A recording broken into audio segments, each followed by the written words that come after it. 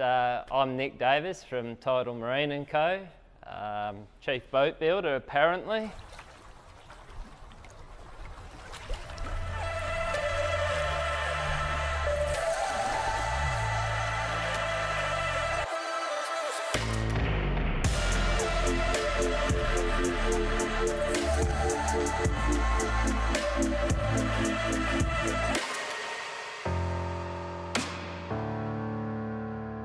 My first choice was to actually have a hull that was CAD-CAM drawn for me where I could have jigs cut out, assemble the jig and build something from scratch that was truly mine. Very similar to the Tidal Flare 24, but the cost was just not doable for me. I also looked at the Formula 233, but looking down that path, there's already 12 moulds in Australia for that particular boat. I always wanted to do something a bit original that was still mine. Yes, Tidal Flare did come from a range of 24. I bought the original moulds, have the rights for that hull now.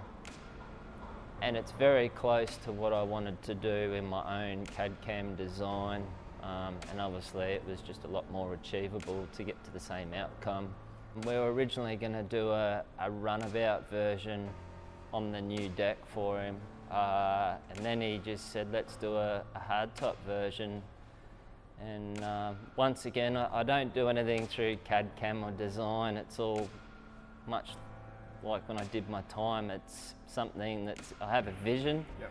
I put it down on a bit of a paper, have a little bit of a sketch, and I sent the sketch to a friend of mine over east, and he sort of put into it what I couldn't, and then yeah, Invincible was the final outcome.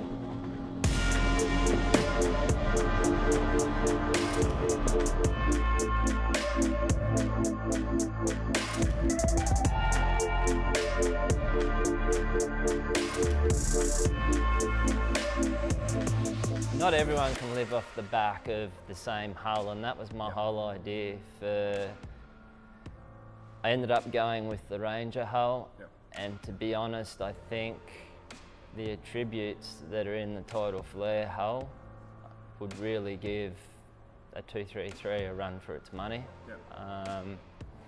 We got 58 degrees in the forefoot of the hull. We run variable all the way through to the back, and then we hit 21 degrees. So she's got a beautiful soft entry, a lot of flare. So it gives her the best of both worlds. We can get outright speed in the rough, we can still get stability, and we can still run nice and slow as well and get good fuel economy. Still taking that old school hull but putting my own twist on it, and pretty much tried to build a 34-foot American Express sports fisher into 24 feet. It was definitely a challenge.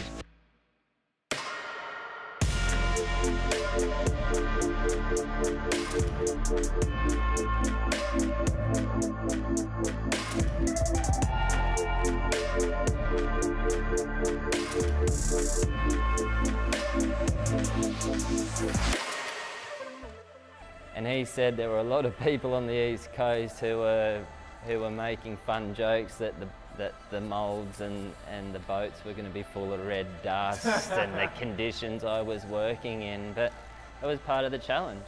Hey, we did it. Look what we built. Yeah, it's the journey. It tells the story of how we started and where we're going.